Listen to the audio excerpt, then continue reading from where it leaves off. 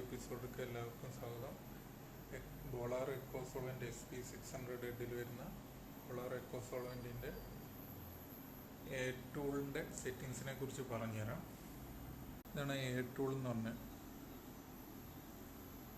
ഈ എ ടൂളിൽ ഇത് ബൈ ഡയറക്ഷൻ അലൈൻമെൻറ്റ്, ഇത് step alignment, nozzle test page, more, cleaning process, head capping, pumping, flash.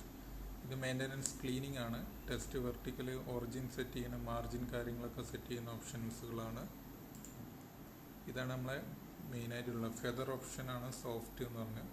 പിന്നെ 2 സ്പീഡാണ് വരുന്നത്, സ്പീഡ് 1, സ്പീഡ് 2. ഹെഡ് വരുന്നത് സിംഗിൾ ഹെഡ്, ഡബിൾ ഹെഡ് വരുന്നുണ്ട്. ഇതിപ്പോൾ സിംഗിൾ ഹെഡ് മോഡലാണ് വരുന്നത്. സ്ട്രിപ്പ് എന്ന് പറഞ്ഞാൽ നമ്മളെ കളർ ബാറാണ്, just colour bar just connect ചെയ്യുക. അപ്പോൾ ഓട്ടോമാറ്റിക് ഇത് ബാക്കപ്പ് റീഡ് ആവുന്നതാണ്.